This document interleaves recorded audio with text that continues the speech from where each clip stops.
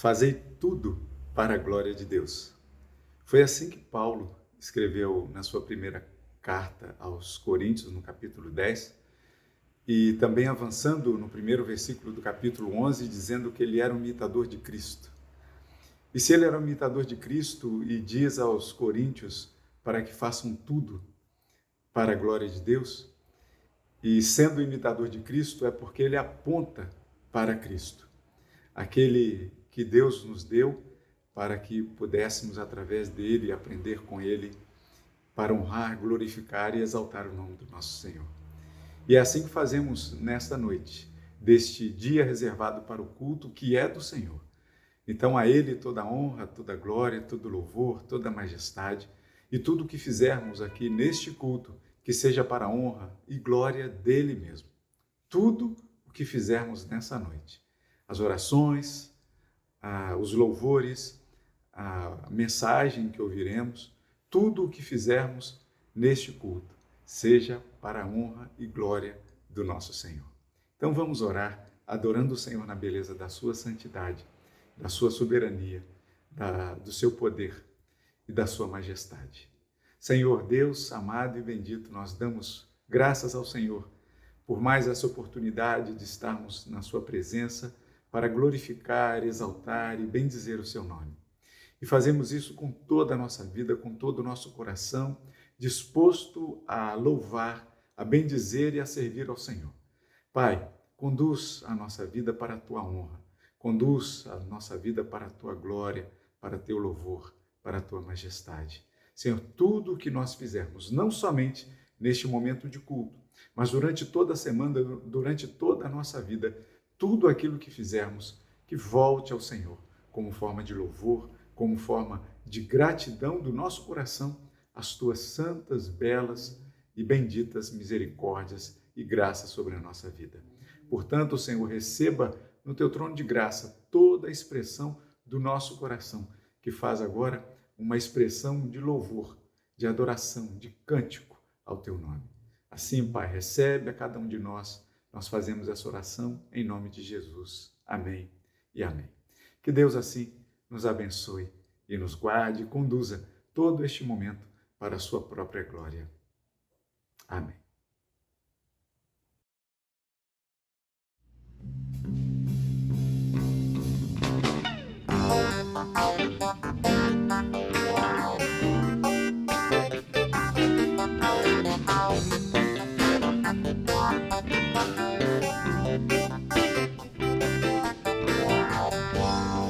Louvemos ao Senhor, louvemos ao Senhor, Louvemos ao Senhor, adoremos no seu santo monte, nosso amado Pai, seu nome é santo.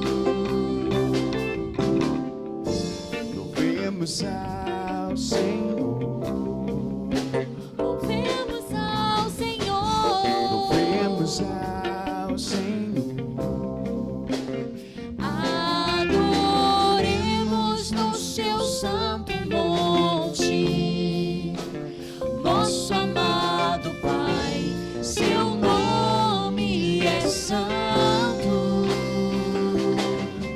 Louvemos ao Senhor, pois seu nome é santo, pois seu nome é santo. louvemos ao Senhor, pois seu nome é santo. Pois seu nome é santo. Magnifiquemos ao Senhor, ao Rei que é digno de louvor. Excelso, supremo e muito digno.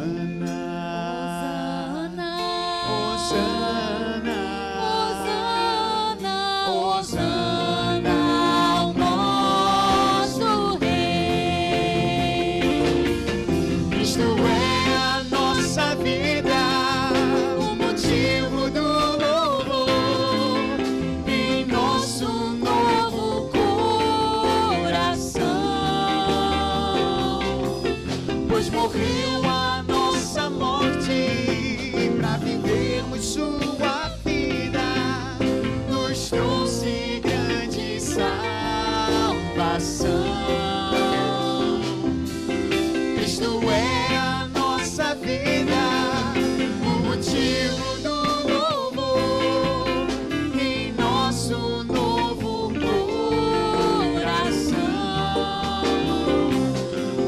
Pois morreu a nossa morte para vivermos sua vida, nos trouxe grande salvação.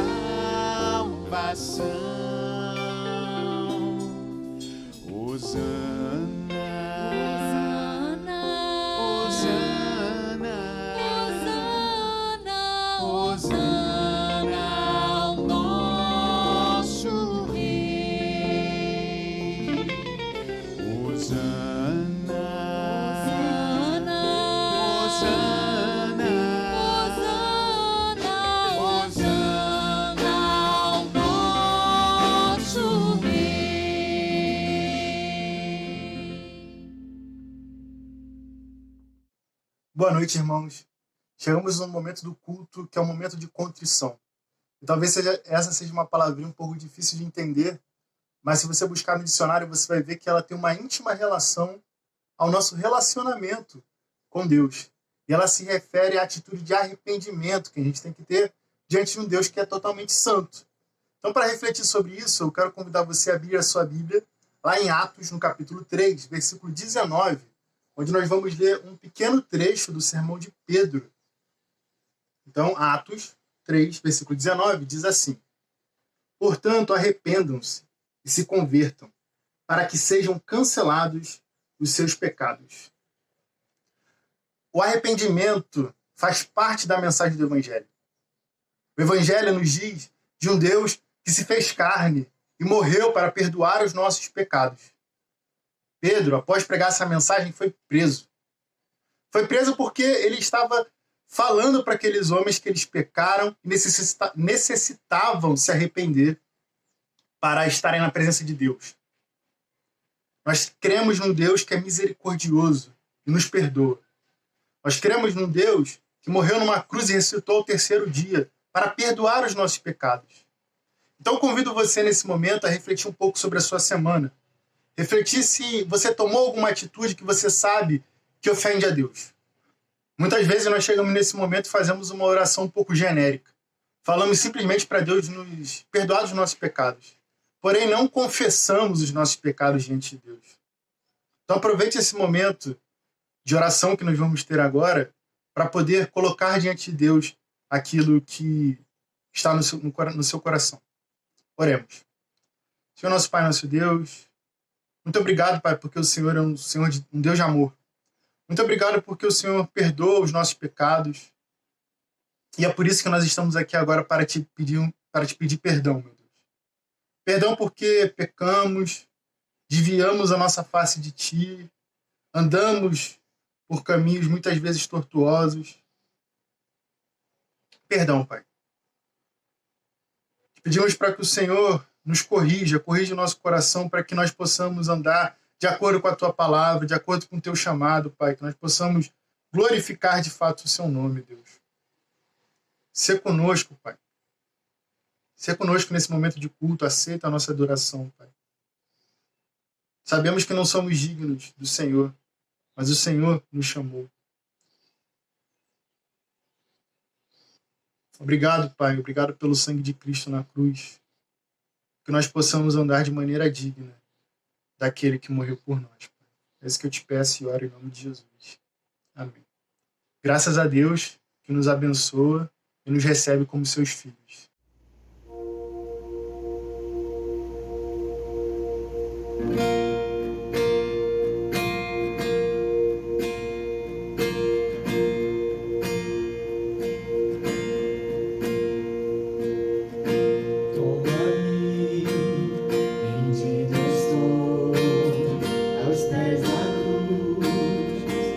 Encontrei o que tenho de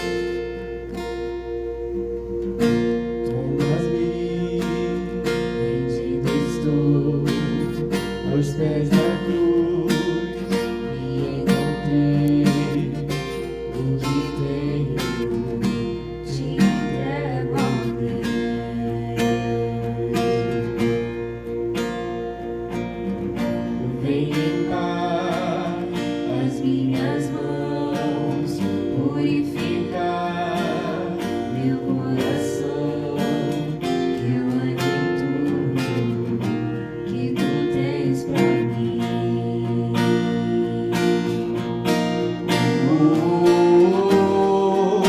Eis-me aqui, rendido estou.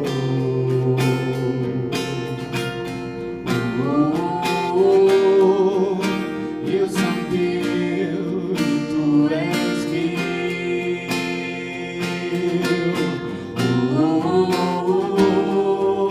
Eis-me aqui, rendido estou.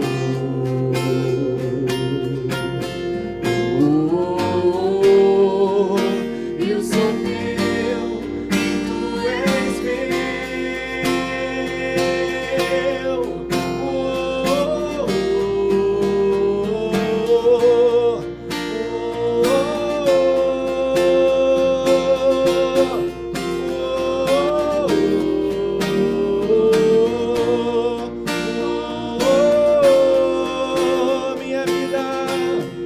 Minha vida dou a ti, Senhor, rendido a ti estou, e pra sempre cantarei. Faz em mim o teu querer. Minha vida dou a ti, Senhor, rendido a ti estou, e pra sempre cantarei. Faz em mim o teu querer.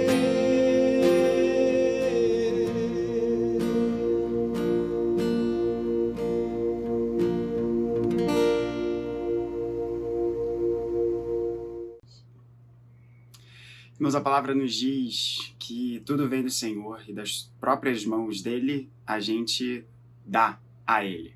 Eu acho essa expressão maravilhosa. Ela nos é apresentada na consagração do templo, quando o rei Salomão consagra o templo que foi construído a Deus, e ele diz isso na sua oração: tudo vem de ti e das tuas próprias mãos todamos, né? Como as traduções antigas aí colocam.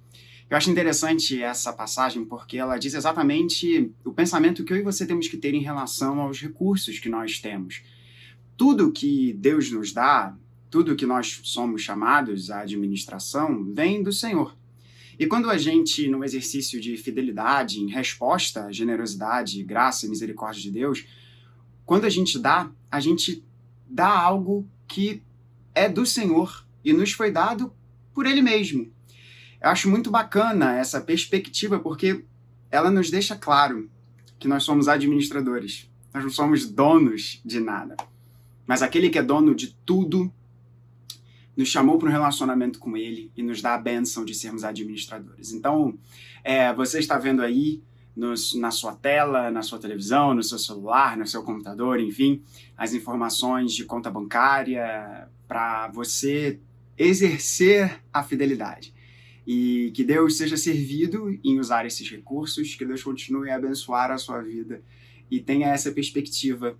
Não é troca, não é compra, é resposta, é adoração, é exercício de fidelidade diante desse generoso amor de Deus para conosco. Que Deus abençoe os nossos dízimos, as nossas ofertas e vamos continuar a adorá-lo nesse culto maravilhoso. Que Deus nos abençoe. Boa noite, Igreja de Jardim Guanabara. Boa noite a você, irmão e irmã que nos assiste nesta noite. Chegamos agora no momento ápice do culto. Momento este, onde ouviremos a palavra de nosso Deus através do seu servo, reverendo Vinícius Lacerda.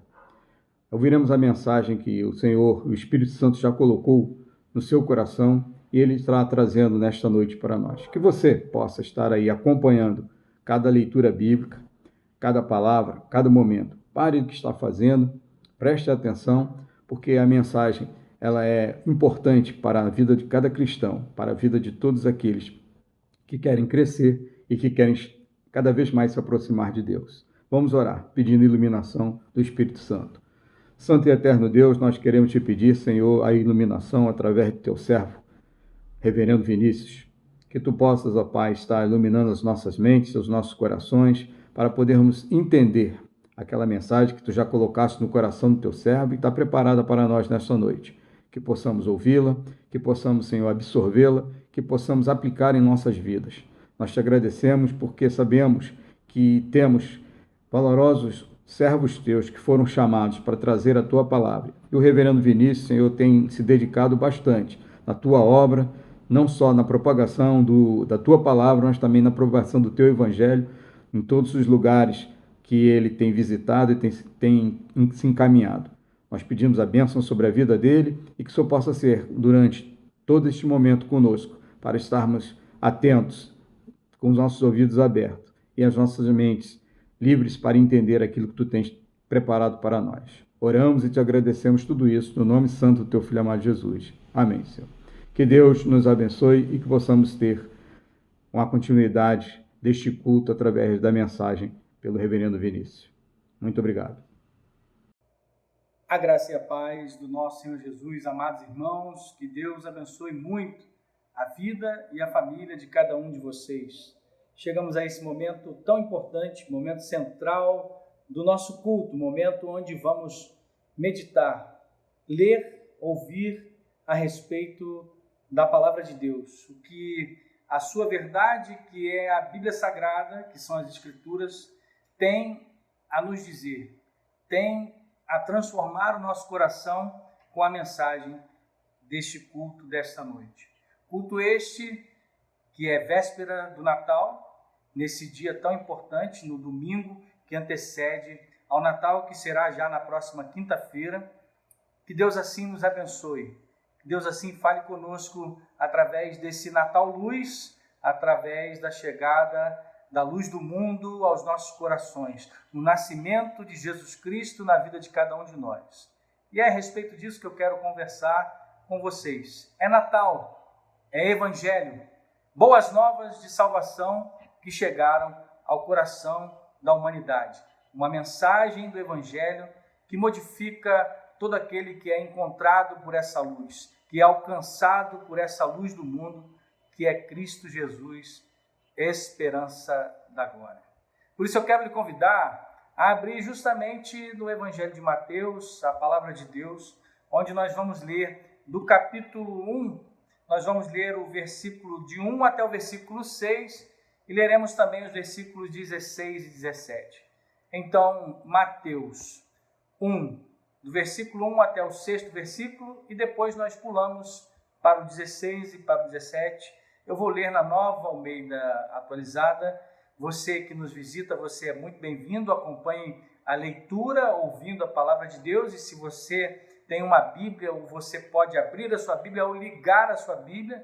E você que é da nossa igreja e de qualquer outra igreja evangélica, igreja cristã, nos acompanhe aí na leitura. Vai ser uma alegria podermos compartilhar nessa noite. Diz assim a palavra de Deus.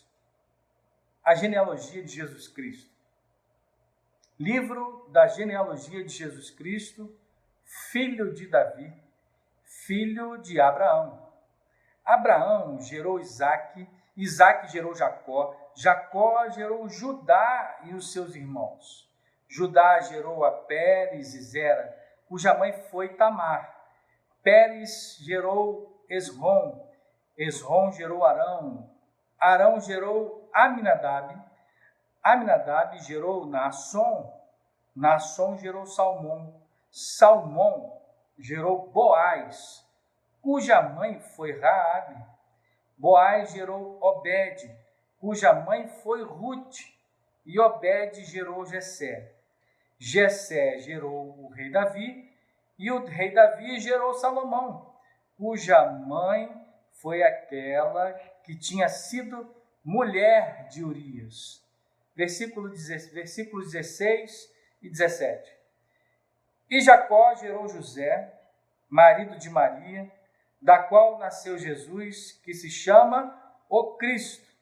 Assim, todas as gerações, desde Abraão até Davi, são 14. Desde Davi até o exílio na Babilônia, 14 gerações. E desde o exílio na Babilônia até Cristo, 14 gerações. Esta é a palavra do Senhor. Que Deus assim nos abençoe na meditação. Já tivemos a oração por iluminação e eu quero justamente meditar com os irmãos sobre esse encontro que nós temos com o Natal. A raiz de Davi é o encontro da meditação nessa noite. E a raiz de Davi que nos traz, como acabamos de ler na genealogia, a luz do Evangelho. E o Evangelho, essa palavra em grego que é evangelion, que quer dizer boa nova ou boas novas, que traz uma novidade a respeito daquilo que já foi feito. O Evangelho chegou até nós. É por isso que, ao celebrarmos Natal, temos que entender que Natal não é simplesmente um nascimento, mas nós estamos falando do Evangelho sobre uma vinda. Deus planejou a vinda do seu Filho antes da fundação do mundo, como o próprio livro de Apocalipse, capítulo 3, versículo 8, vai nos dizer, o livro da vida do Cordeiro que foi morto antes da fundação do mundo. Como diz muito bem o reverendo Gabriel, me lembra até do seu sermão ali no presbitério, quando ele já se preparava para a sua ordenação, reverendo Gabriel nos trouxe a frase: antes do haja luz, houve cruz. Ou seja, Natal luz, e o significado de uma vinda é a cruz de Cristo já prevista antes da fundação do mundo sobre a minha e a sua vida. E Deus, como o supremo escritor da sua própria palavra, ele desvelou a vinda de Jesus Cristo através do curso da história. A história é esta que começa a ser relatada por Mateus. Nós temos que entender que Mateus aqui, ele está escrevendo para os seus irmãos judeus. E de uma maneira que, quando você vai se apresentar como judeu, você apresenta também, a gente vai ver isso daqui a pouco, mas você apresenta a sua origem, a sua família, para que as pessoas reconhecessem quem você era, a sua linhagem. E assim a gente pode compreender o significado do Natal através da genealogia. É um significado muito importante. A genealogia, ela não aparece apenas como um registro de cartório, para que você saiba o sobrenome de alguém. Não, não é isso. Na genealogia de Jesus Cristo, nós estamos entendendo o significado do Natal e o significado das boas novas, o significado do Evangelho. É por isso que, em primeiro lugar, eu quero compartilhar com você que o Evangelho é a boa nova, é a boa notícia. Não é um aviso, não é algo que você tem que fazer mediante a uma determinação ou um aviso. Olha, você recebe um aviso. Não, é uma boa notícia daquilo que já aconteceu. Era uma vez, muitas vezes começam assim as histórias, né? E os contos de fada e outras histórias que a gente vê em filmes. Mas Mateus não está começando com era uma vez. A história sobre o nascimento de Jesus não está dizendo dessa maneira como os mitos acontecem, como as lendas, como o próprio filme de Star Wars, né? A long time ago, né? Há muito tempo atrás e por aí vai. Era uma vez denota algo que talvez seja uma lenda e provavelmente não tenha acontecido, ou que não podemos saber se aconteceu, mas geralmente é uma bonita história. E talvez até tenha fundos que nos ensinem muito.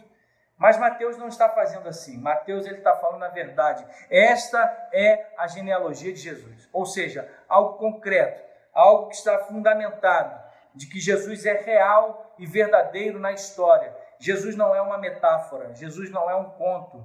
O Natal é isto, não é um conto. O Natal realmente aconteceu. O aviso é um conselho sobre algo que se deve fazer. E a boa nova ou a boa notícia é um relato sobre algo que já aconteceu, que já foi feito. É por isso que um aviso ele vai demandar urgência para que você faça alguma coisa. A notícia apenas demanda que você reconheça que algo já foi feito e que você precisa responder a isso. O aviso diz que é uma opção sua agir. A notícia diz sobre alguém que já agiu por você. E nós estamos falando de uma notícia de Jesus Cristo que agiu por mim e por você. Você pode tomar como exemplo quando um mensageiro chega à cidade a respeito de um exército que está prestes a invadir. Essa é a diferença. A mensagem, ela vem trazendo uma notícia sobre aquilo que nós precisamos fazer. E aí a gente compreende que aquilo que já foi feito é que Jesus Cristo veio até a nossa vida. Em outras palavras, pare de tentar lutar, pare de tentar se proteger, porque quando o mensageiro vem dizendo que um exército se aproxima para enfrentar uma cidade, para invadir uma cidade, normalmente a gente tenta tomar alguma atitude para prevenção, se entrincheirar, tentar lutar, mas isso não é verdade na minha e na sua vida, quando nós temos a notícia de que o Rei dos Reis, ele já entrou na história do mundo. Ele não está vindo ainda uma primeira vez. É bem certo que ele já veio e voltará, mas como ele já veio e já cumpriu aquilo que precisava ser feito, a luta e a guerra na cruz do Calvário, onde ele venceu a morte e o pecado, e o seu sangue foi derramado como alto preço nessa luta para que fôssemos conquistados para a glória do nome do Senhor, eu e você não podemos agir e fazer nada. Por isso eu digo para você, pare de lutar, pare de se entrincheirar, pare de tentar com as suas próprias mãos ganhar o céu. É impossível pelas nossas obras estabelecermos uma relação com a salvação. A salvação nos é dada, porque a boa nova do Evangelho, ela chegou ao meu e ao seu coração. Em outras palavras, o Rei já fez isso por você. O Natal bíblico, ele não é uma fábula e ele efetivamente aconteceu na história. O Natal não é uma história moralizante. Não existe moral da história. Os pastores, os pais de Jesus, os sábios, não foram colocados primariamente como exemplos para nós. Eles foram pessoas que participaram daquela história como instrumento que apontavam simplesmente e unicamente para o Rei Jesus. É por isso que a narrativa em cada evangelho, ela não está dizendo a respeito de nós, não, e nem aquilo que eu e você devemos fazer, mas o que Deus fez por mim e por você. O nascimento do Filho de Deus no mundo é o evangelho, uma boa notícia, uma declaração, e essa declaração é a seguinte: você não salva a si mesmo, mas Deus já veio, o Deus homem, o Deus menino que nasceu naquele grande e poderoso dia, na glória e no esplendor, declarado pelos corais de anjos que cantavam nos céus, que Deus veio para salvar a mim e a você. Isso começa a fazer sentido para mim e para você, meu irmão, quando entendemos que Jesus Cristo é essa boa nova. E que você, quando tem o Natal no seu coração, quando Jesus Cristo nasce no seu coração, você tem uma vida nova. E essa vida nova não é adotando bons preceitos ou uma ética, nem mesmo virando uma página nova, nem aderindo a uma comunidade. Você começa uma vida nova com Cristo, crendo no relato do Natal que aconteceu na história. Quando você crê e confessa com seus lábios, você passa a ter uma vida nova com Cristo. É por isso que, em segundo lugar, além do Natal, o Evangelho ser uma boa notícia e não ser um aviso, o Evangelho, ele vira os valores do mundo de cabeça para baixo.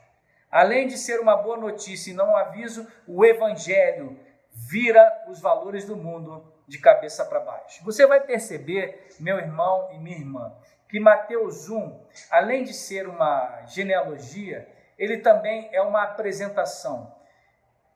Não é só simplesmente contar a história daquela família, mas é uma espécie de apresentação de um currículo vitae. Naqueles tempos, quando a pessoa mostrava a genealogia, ela estava mostrando a origem da sua família, ela estava mostrando, vamos por assim dizer, o seu pedigree, o seu clã, de onde ela vinha. As pessoas às quais você estava conectado naquela época. Isso tudo constituía essa espécie de currículo para uma apresentação. Assim, uma genealogia era uma maneira de dizer ao mundo: este é quem eu sou. Então a pessoa gostaria de se apresentar, ela apresentava a sua genealogia. É isso que Mateus está fazendo. Ele está apresentando a origem e o currículo de Jesus na humanidade. Naquela época, e assim como hoje, as pessoas também manipulavam os seus currículos, omitindo aquelas partes que nós faziam parecer ser boas pessoas.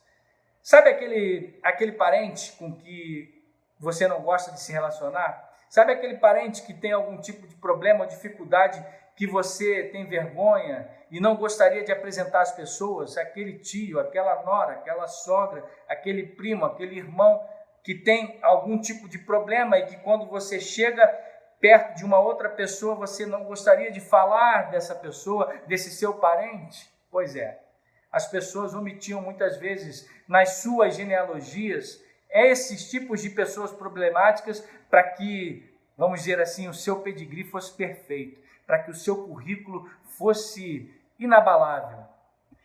De maneira que Mateus ele faz exatamente o oposto. Ele vai fazer o oposto com Jesus porque Deus está usando o evangelista para descrever os antepassados da linhagem ali de Jesus com transparência, mostrando pessoas que são comuns como eu e você. Ninguém é perfeito, meu irmão, minha irmã. Por mais que a gente muitas vezes não queira mostrar ou se relacionar com aquele nosso parente problemático, tanto ele quanto eu e você temos erros e pecados também. Era isso que Deus estava usando Mateus, para mostrar a linhagem de Jesus com transparência, sem omitir ninguém, porque eram pessoas igualmente com erros e pecados, que talvez eu e você também, olhando para essas pessoas da genealogia de Jesus, tivéssemos vergonha de dizer que pudessem ser inclusive nossos parentes. Esta é uma genealogia, um currículo que é apresentado de uma forma chocante, contrárias e bem contrárias mesmo às genealogias do tempo de Jesus. Mateus está fazendo algo aqui que é escandaloso, e esse é o escândalo da cruz, esse é o escândalo do evangelho, mas é o escândalo para as formalidades do mundo, porque o evangelho de Jesus Cristo não faz acepção de pessoas. Apenas para começar e olhar para dentro dessa genealogia, existem 5 mulheres listadas na genealogia, todas que podemos considerar como as mães de Jesus. Hoje em dia, isso pode não nos impactar tanto, mas naquelas antigas sociedades patriarcais, uma mulher era sequer nomeada em tais listas, muito menos 5 mulheres.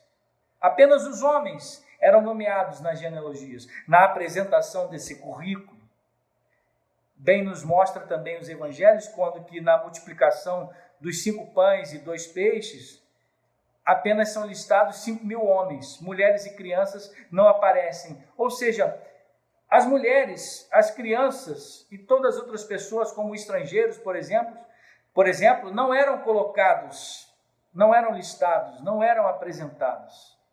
Naquela época, algumas mulheres, elas poderiam ser chamadas de forasteiras simplesmente por causa do seu gênero. Inclusive, estas que aparecem na genealogia de Jesus. Não é assim também que Jesus se relaciona no Evangelho de João com aquela mulher de Samaria, junto ao poço, quando ele não a exclui, mas ele se aproxima dela, e há quase que um clima tenso no ar quando os seus discípulos chegam e vem o mestre conversando com uma mulher. Já seria muito raro um judeu falar com uma mulher do seu país, uma judia, uma mulher de Israel, à luz do dia, nas ruas. Não poderia falar, a mulher não falava na presença do homem, não falava com o homem. Jesus faz isso à luz do dia, não só com uma mulher, o que já era extremamente escandaloso, mas Jesus faz isso com uma forasteira. Ele fala sobre o evangelho dele mesmo, água viva, com a mulher de Samaria, uma forasteira. Fato é que não só isso, mas lembramos também que nessa genealogia 5 mulheres, e a gente vai falar um pouquinho delas agora. Além disso, 3 dessas mulheres, elas não só eram separadas por causa do seu gênero, pelo fato de serem mulheres, mas 3 mulheres dessas eram gentias e estavam ali no currículo de Jesus. Quem eram essas mulheres? Apresentadas na leitura que acabamos de fazer, Tamar, Raabe e Ruth. Elas eram cananeias e também moabitas. Você tinha Tamar como cananeia e você tinha Raabe e Ruth como moabitas. Essas nações, a nação cananeia e a nação moabita, eram nações consideradas impuras para Israel. Não era permitido que elas entrassem no tabernáculo ou no templo para adorar a essas nações. Ou seja, essas mulheres eram forasteiras não só pelo seu gênero, mas também por causa da sua raça. E aí existe um outro aspecto surpreendente. Quando Mateus está nomeando de forma particular a cada uma destas mulheres, Mateus está deliberadamente relembrando aos seus leitores alguns dos mais sórdidos, odiosos e imorais incidentes da Bíblia. Por exemplo, nós vamos olhar no versículo 3 de Mateus, que acabamos de ler, que Judá foi o pai de Pérez e Zera, e Tamar foi a mãe deles, e Tamar está na genealogia de Jesus. Tamar, na verdade, ela engana o seu sogro Judá, deitando-se com ele. E é óbvio que, se você olhar a história completa, mostra que Judá, que era o seu sogro, tinha sido injusto com ela quando ele perde 2 dos seus filhos que, pela lei do levirato, deveriam suprir a filiação que o seu irmão primeiro morto, que era o marido de Tamar, não cumpriu. E aí aqueles 2 irmãos que eram maus e que não deram filhos a Tamar, foram mortos pelo Senhor, e aí Judá não entrega o seu terceiro filho para que aquela mulher fosse suprida na sua necessidade de sustento e de maternidade. E aí, naquele momento em que Judá vai saindo da sua viuvez e está longe, ele vai andando para se encontrar para algum tipo de reunião com os tosqueadores de ovelha, ele olha Tamar, que tirou também a sua roupa de luto, colocou véus e uma roupa bonita, e ele pensa que era uma prostituta cultual, e chega para ela e faz um convite, querendo se deitar com ela, ou seja, ter relações sexuais mesmo, pensando que ela era uma prostituta cultual. E Tamar, por outro lado, que era sua nora e que deveria ter falado: não, Judá, eu sou a sua nora, você está me confundindo. Ela não fala, ela faz um acordo.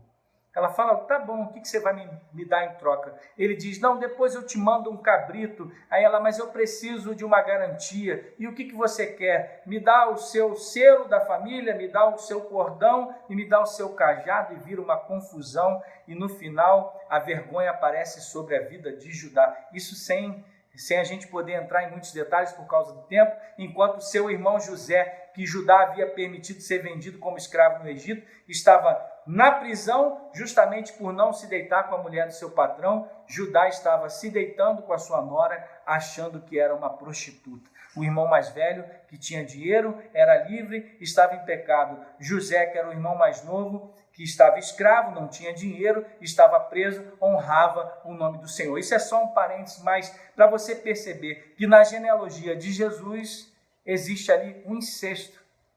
Está acontecendo o nome de uma mulher que aparece ali, que faz um ato de prostituição, um ato de incesto altamente odioso para todos nós, para toda a sociedade, não só naquela época. Mas seria odioso também para mim e para você se soubéssemos disso. Ou seja, completamente contra a lei de Deus o que acontece entre Tamar e Judá. E mesmo assim, dentro desse incidente, Jesus é apresentado como sendo descendente de, não apenas de Pérez, né?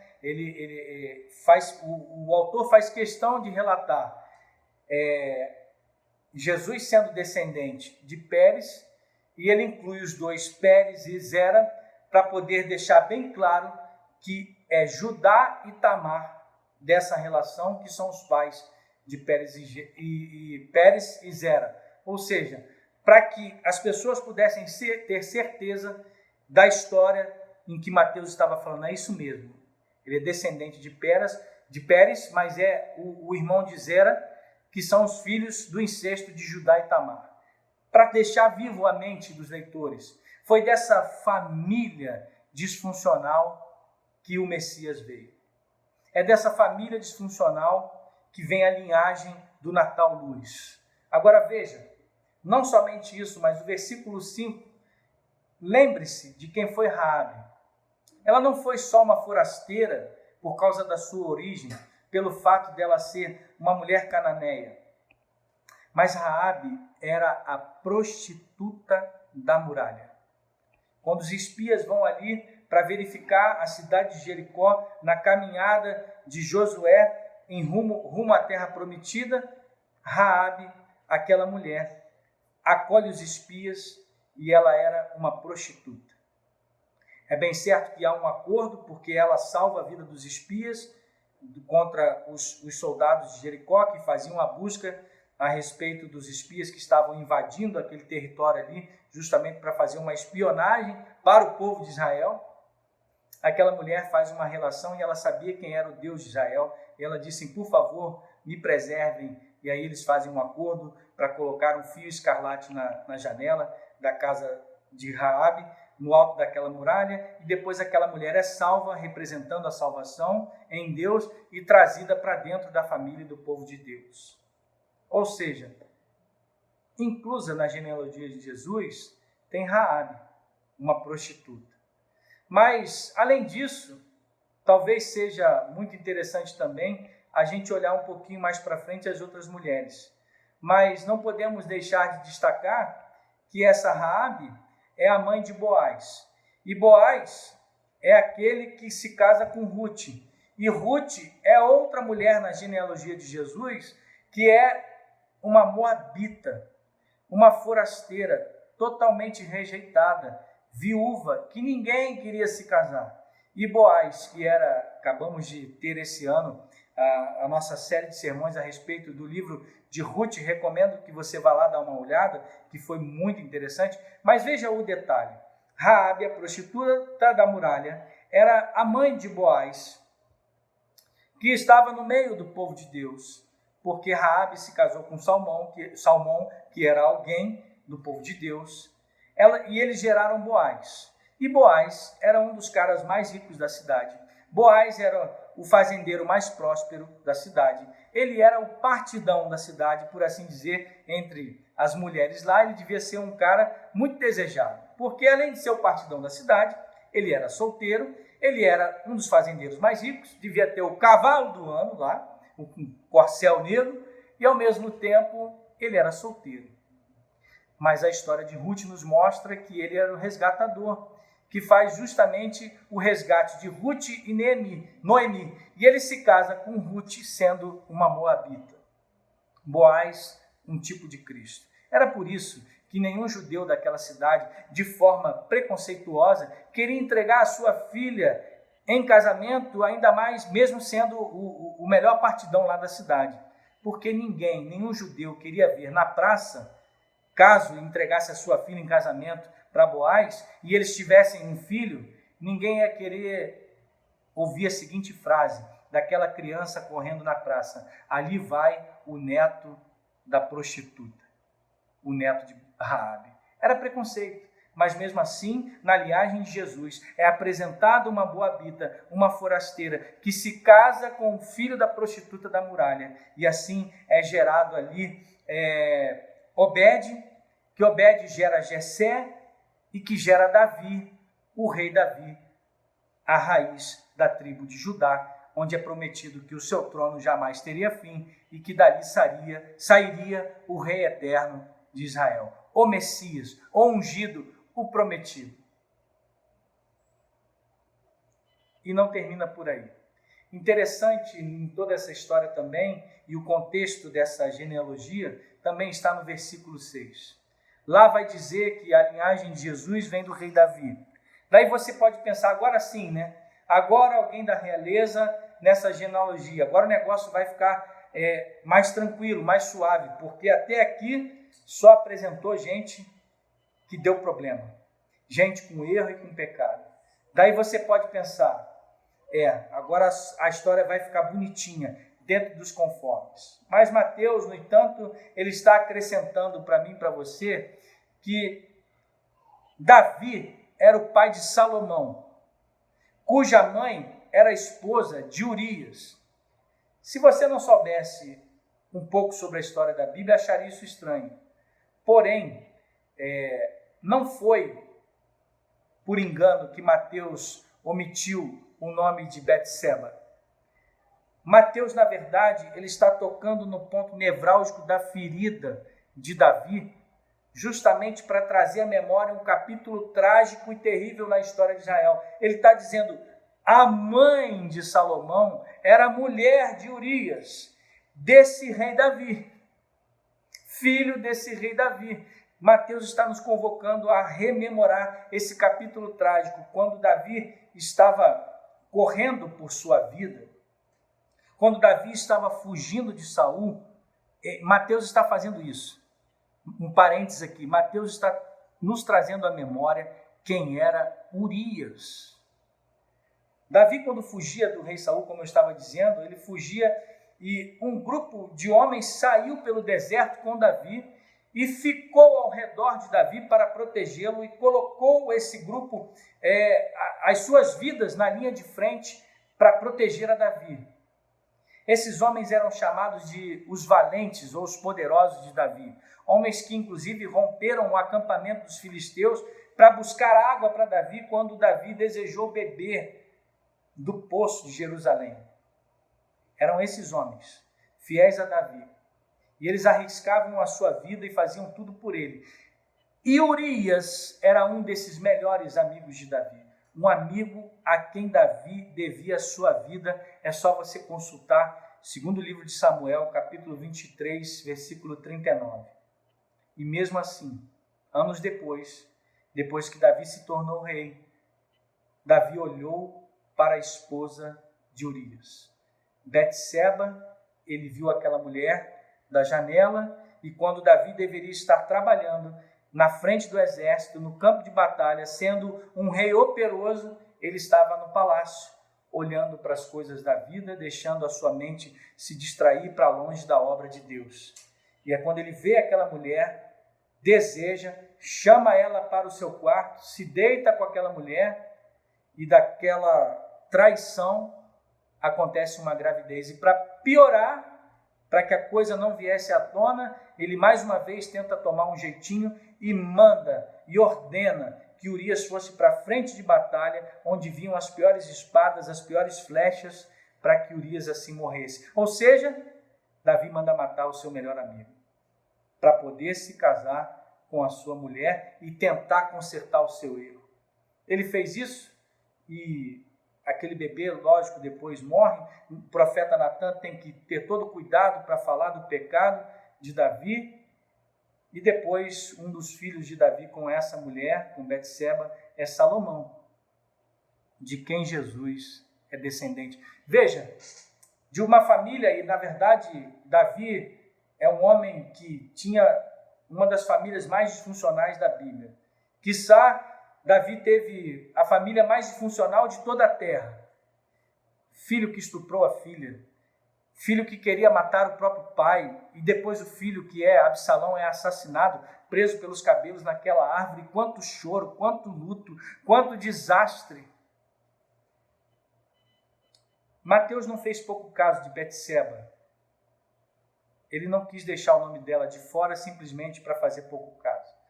Mas Mateus está dando um duro golpe em Davi para dizer, é dessa família disfuncional e foi desse homem profundamente falho que o Messias veio. É bem certo que sabemos que Davi se arrependeu. É bem certo que sabemos que esse é o segredo de uma pessoa, de um homem, de uma mulher, segundo o coração de Deus, quando há arrependimento. Mas o destaque aqui na história é que de forasteiros morais, de adúlteros e adúlteras, de relações incestuosas, de prostitutas, de traição com a melhor amizade, devemos lembrar que é dessa raiz que vem o nosso Senhor Jesus. Que mesmo de antepassados tão fracassados em sua moral, de forasteiros também raciais e de gêneros e de cultura, onde a lei de Moisés excluía essas pessoas da presença de Deus. No entanto,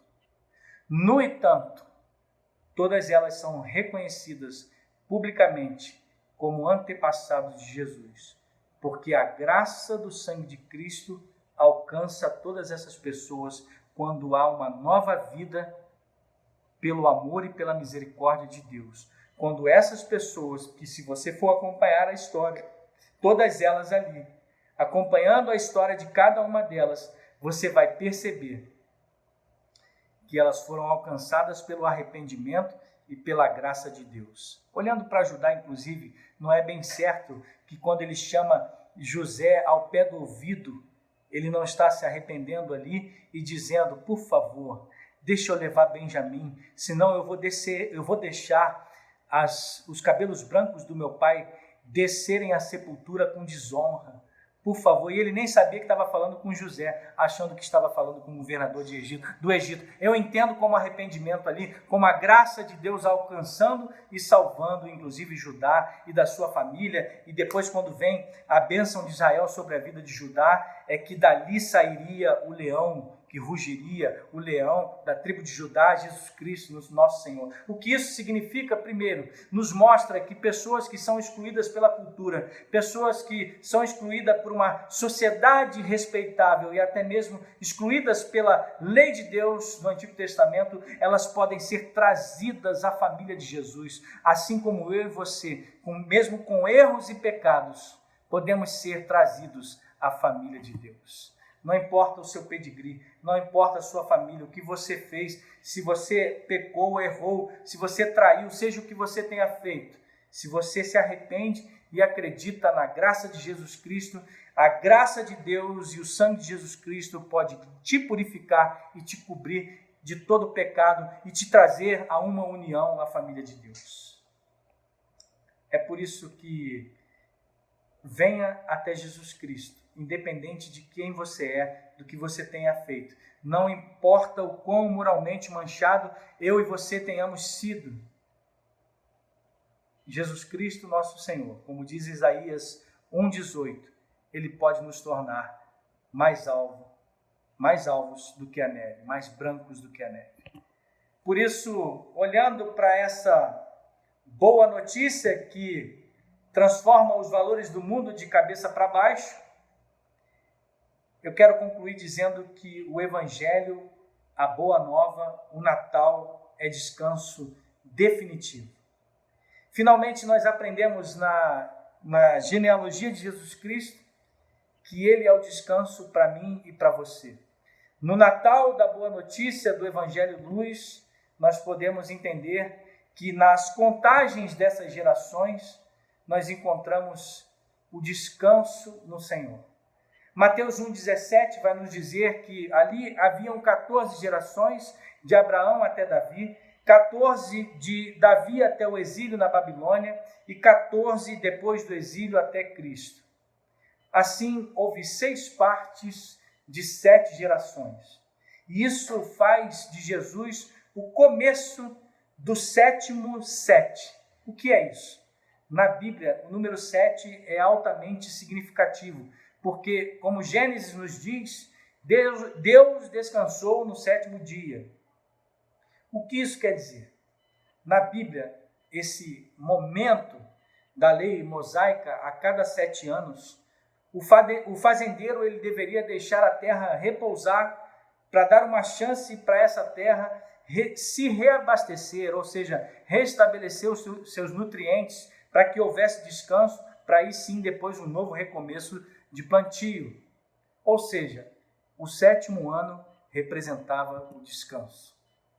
E finalmente, lá em Levítico 25, vai nos dizer que o último ano do 7º período de 7 anos, ou seja, no 49º ano, seria o ano do jubileu, quando fossem completar lá os 50 anos.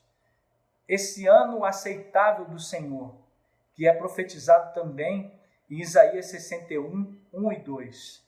Esse ano do jubileu, ou seja, naquele ano, haveria um recomeço para tudo e para todos. Todos os escravos deveriam ser libertos. Todas as dívidas deveriam ser perdoadas. E toda a terra e todas as pessoas descansariam do seu cansaço e da sua carga. O 7º 7. O 7º 7 o sábado dos sábados foi uma antecipação do descanso final que tudo deveria ter quando Deus haveria de renovar a sua terra. Isso você pode encontrar também em Romanos 8, de 18 a 23, em Hebreus 4, de 1 a 11. Mateus está nos dizendo que esse descanso só virá até nós através de Jesus Cristo. Quando Jesus Cristo lê o rolo de Isaías e diz: hoje se cumpriu as escrituras que vocês acabaram de ouvir, ele está lendo isso na sinagoga de Nazaré, ele está lendo a respeito dele mesmo e do cumprimento das profecias. Ele está falando sobre esse ano do jubileu, o ano aceitável do Senhor, que alguns comentaristas dizem que por causa da própria ganância e do pecado do homem, esse ano do jubileu, na verdade, nunca aconteceu, porque as pessoas não libertavam seus escravos, elas não restituíam as terras aos seus devidos donos por causa do tempo que se passava. Mas o verdadeiro ano do jubileu, o descanso definitivo, ele há de acontecer somente em Cristo Jesus. Você entende que Jesus Cristo não nasceu apenas assim, era uma vez, mas ele realmente entrou no espaço e no tempo e ele realizou em mim e em você uma salvação para que na mesma mesa se assentassem a prostituta, o assassino, o rico e o rei, o pobre, o menos favorecido e o mais favorecido. Todos pecaram e carecem da glória de Deus. Todos podem se assentar na mesma mesa.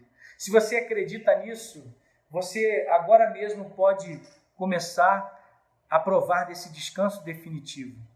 Porque a promessa de Jesus Cristo, para mim e para você, é que o seu jugo, a sua carga, é mansa, é leve. Nós podemos levar, em nome de Jesus Cristo, sobre as nossas vidas, enfrentando as dificuldades, passando por tribulações, mas sabendo que nele haveremos de encontrar o descanso eterno, o descanso definitivo. Como é que a fé faz isso por mim e por você?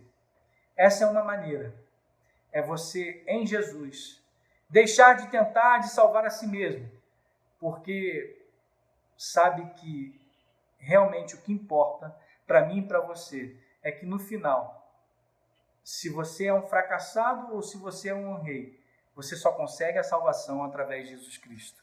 Tudo que você precisa é da graça de Deus e você pode ter isso agora mesmo, independente das suas falhas.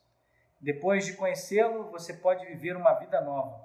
Você não vai precisar se limpar para conhecê-lo como Salvador, porque o sangue de Jesus Cristo já fez isso por você na cruz do Calvário. O sangue de Jesus Cristo, o Natal que veio ao mundo, ele te purifica e te dá paz e vida nova e descanso no seu coração. É por isso que precisamos também descansar dos problemas e dos males deste mundo, descansar de toda essa roda viva que acontece, porque muitas vezes nós sentimos que temos que controlar a história, sentimos que temos que controlar essa pandemia, controlar o coronavírus, controlar o tempo em que a vacina vai chegar, tentando se agarrar a esta vida. E temos que entender que essas coisas não vão funcionar corretamente. Isso vai ser muito exaustivo se você tentar ter o controle da sua vida nas suas mãos. Mas você deve descansar no Natal, que é Cristo Jesus. É extremamente impossível tentar descansar nas obras das suas mãos. Reconheça que a sua vida está no controle do Senhor. O Natal é isso. O Natal nos diz que, apesar das aparências em contrário, o nosso bom Deus está no controle da história. Esse é o primeiro Natal que passamos, que talvez eu e você tenhamos passado diante de um momento tão diferente de uma pandemia. Mas saiba que Deus está colocando tudo no seu devido lugar. Não perdeu o controle da história, inclusive nesse momento de 2020 que estamos passando. A verdade é que Deus restaurará todas as coisas. E alguns dos nossos descansos internos, eles vêm quando o Espírito de Deus nos lembra de que toda essa salvação final e o descanso definitivo há de acontecer na eternidade para mim e para você. Então, nós temos uma poderosa esperança para o futuro, que não é um mero otimismo de dizer boas festas, mas é uma certeza de que no final tudo ficará muito bem. Isso nos dá paz e força para lidar com todas as provações e tragédias dos dias que estão nesse ano presente. Entretanto, Cristo vai voltar. E Ele voltará na sua glória, não como um rei menino, mas como o homem-Deus todo-poderoso. E a sua glória, a glória de Deus, cobrirá o mundo como as águas cobrem o mar. E então, o Rei Jesus, o Jubileu Rei, o Rei do descanso final, nos dará o perfeito descanso no seu amor, trazendo a alegria que enxuga de todo o rosto todo tipo de lágrima. Por isso, o Natal não era uma vez, que aconteceu na história e que nos mostra como devemos viver vidas melhores. Não! O Natal é a boa nova. Jesus Cristo invadiu este mundo para salvar a mim e a você. Descanse nele, descanse em Cristo e tenha um feliz Natal. Deus te abençoe, que Deus te guarde nessa semana que adentra o Natal, esse Natal que é a boa nova de Cristo Jesus, que alcançou a todos nós, pecadores e falhos. Erramos como acabamos de errados e como acabamos de ouvir nessa história, mas que Ele nos resgata com a boa nova da salvação e nos dá um descanso definitivo. Que Deus te abençoe. Um beijo grande no seu coração e nos vemos aí no Rio de Janeiro daqui a pouco. Assim, um forte abraço e vamos juntos para uma semana de celebração do Natal Luz, que é o nosso Senhor e Salvador Jesus Cristo. Fique na paz. Tchau, tchau. Deus te abençoe. E agora, povo de Deus, receber a bênção. Que a graça de Cristo Jesus, único e verdadeiro Natal, aquele que era, que é, que há de vir, o Rei dos Reis, o Senhor dos Senhores, que o amor eterno, imutável, incondicional de Deus Pai e a comunhão, o consolo, o fruto e a unção do Espírito Santo repousem sobre vós e sobre todo o povo do Senhor aqui agora e para todo sempre. Amém. Deus abençoe a sua vida. Um grande, abençoado e feliz Natal. Natal é Cristo, aquele que veio para nos remir, aquele que entregou-se na cruz para nos salvar, aquele que ressuscitou para mostrar que o que nasceu em Belém da Judéia, na manjedoura, posto ali, e nós vamos comemorar isto daqui a poucos dias, ele é verdadeiramente o Rei dos Reis, o Senhor dos Senhores. Deus o abençoe, querido, e a toda a sua família.